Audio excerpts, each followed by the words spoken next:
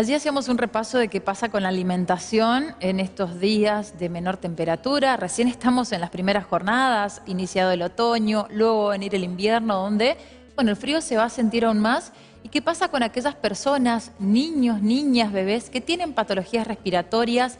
¿Qué pasa con estos cambios de tiempo de esta situación? Y en lo particular vamos a hablar del asma con el invitado que tenemos en la jornada de hoy. Él es el doctor Nicolás Acuña Maldivo, médico pediatra y neumonólogo infantil, integrante del Comité de Neumonología de Cava, Chaco y Corrientes.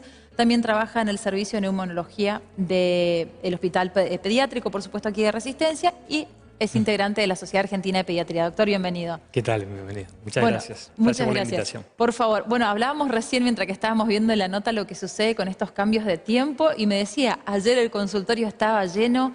Empieza el frío y ¿qué pasa con el asma? Primero conceptualicemos la enfermedad. ¿Qué es el asma? Bueno, el asma es una enfermedad inflamatoria de las vías respiratorias, ¿sí? Un poco para que entienda la población en general. Todo lo que es el pasaje del aire del ambiente para llegar al pulmón, esas pequeñas tuberías, lo que va atravesando la tráquea, los bronquios, hasta llegar a los pulmones para producirse el intercambio de gases, se encuentra inflamada. Con lo cual, eso es lo que generalmente produce los síntomas clínicos que vemos en el consultorio.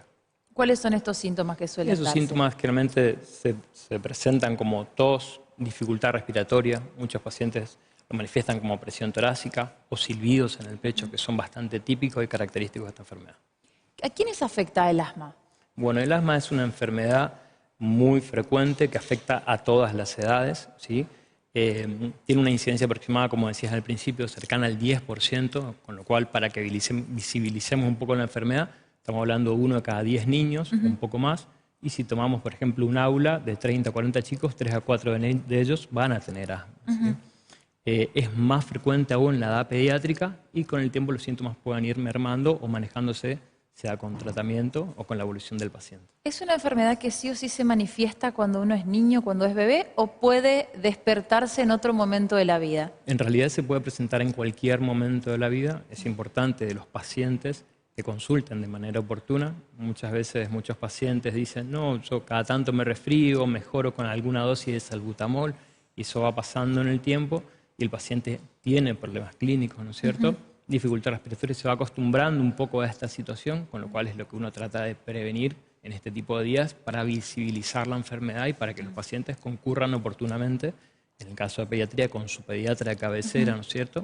Y considere si hay que hacer alguna indicación, algún tratamiento o alguna derivación o otros estudios complementarios, ¿no es cierto? Esto es clave lo que usted mencionaba con la referencia que hacíamos con el cambio de temperatura brusca. A ver, ayer en Resistencia teníamos 27 grados, hoy amanecimos con 16, 17.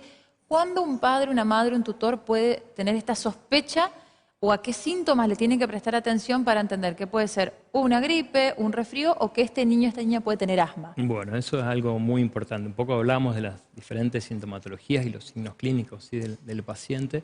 Muchos chicos por ahí refieren que cuando va a jugar a hacer fútbol, a hacer algún tipo de deporte, puede correr menos que otros niños, tienen accesos de tos, que muchas veces hacen que el chico o el paciente pare, mejora y continúa, ¿sí? Pero se van adecuando a esa sintomatología.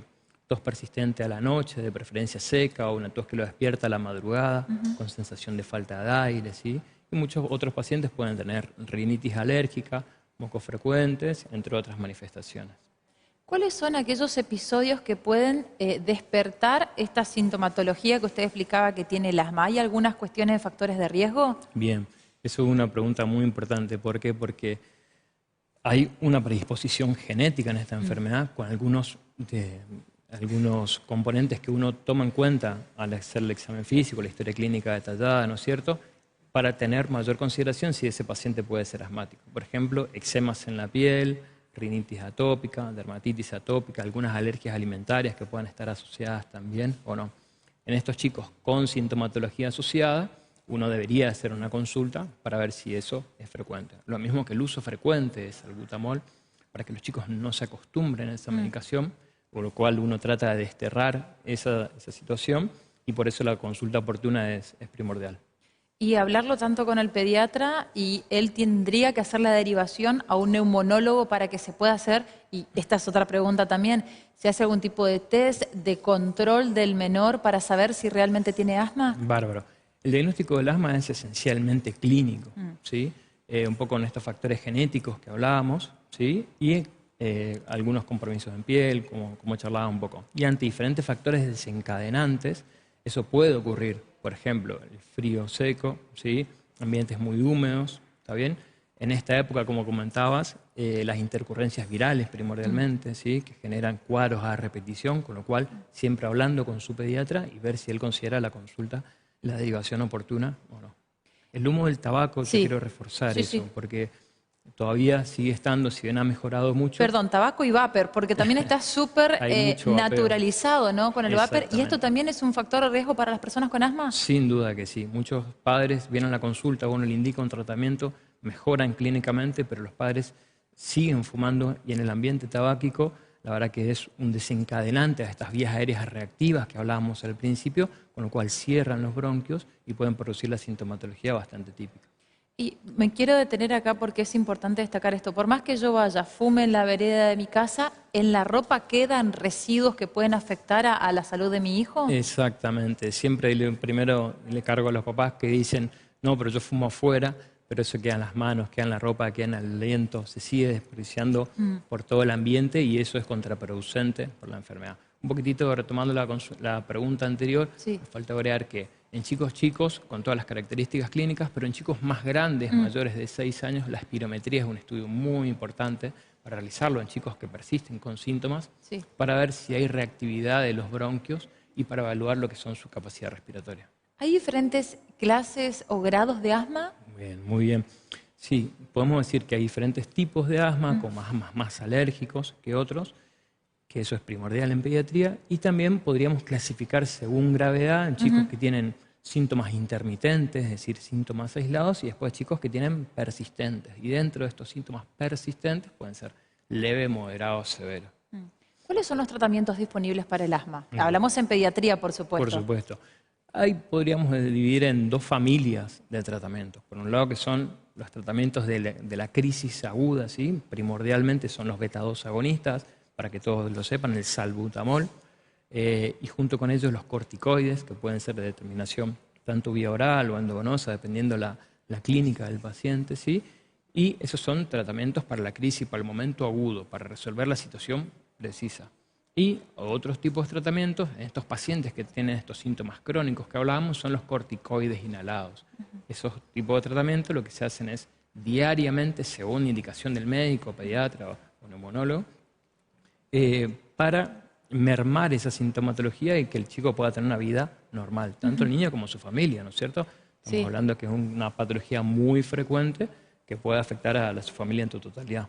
Bueno, y quedarnos con eso, ¿no? De que estos hábitos que pueden tener los padres, los tutores, es todo un cuidado general que hay que tener en la familia cuando hay una persona con asma en la casa. Totalmente, sí, sí. Hay que también tener en cuenta que esta es una patología que genera ausentismo escolar, ausentismo laboral en los padres, ¿sí? Y una carga psicológica también para el niño, ¿no? Es frecuente que muchas veces pase que muchos chicos van a la guardia, terminan recibiendo medicaciones, cuando podrían tener un tratamiento preventivo, como nosotros llamamos los tratamientos con corticoides inhalados, que mejoren significativamente su calidad de vida y pueda jugar, correr, al igual que otro niño sano. En esta época, bueno, donde justamente empezamos con las situaciones más riesgosas, digamos, por una cuestión ambiental climática para las personas que tienen asma, hablamos de los niños en lo particular, ¿son más permeables a contraer otra enfermedad, alguna viral, si tienen, bueno, las vías aéreas tan sensibles? Sí, un poco con estas vías aéreas más inflamadas tenemos que tratar de trabajar en esos desencadenantes, tratando de evitar en la medida de lo posible. Pero bueno, el frío seco en esta época a veces es un condicionante que genera esta inflamación y esta reactividad de los bronquios. Y fundamentalmente con eso, la vacuna de la gripe es primordial en chicos que tienen indicación, ¿no es cierto? Perfecto. Y Doctor, tener un esquema completo de por vacunación. supuesto, siempre la vacunación nosotros tenemos acá como nuestro mayor caballito de batalla en la salud.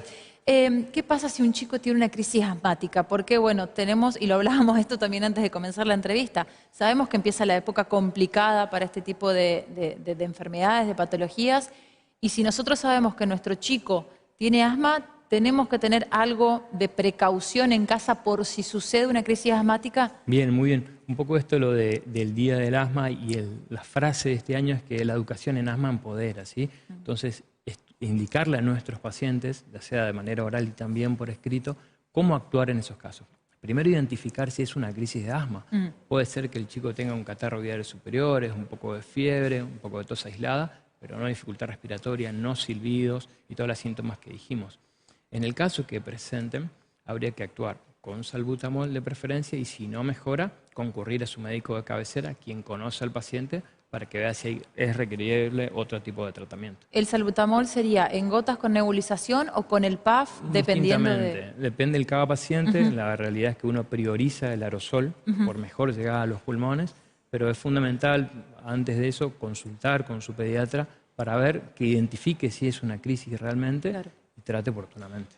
Doctor, muchísimas gracias. No, por favor, a ustedes por la invitación. Bien, estuvo con nosotros el doctor Nicolás Acuña Maldivo, pediatra, el integrante, y agradecemos, por supuesto, como cada jornada, cada semana, a la Sociedad Argentina de Pediatría por brindarnos un especialista. Hoy estuvimos hablando del asma pediátrico. Y con esto nosotros nos vamos.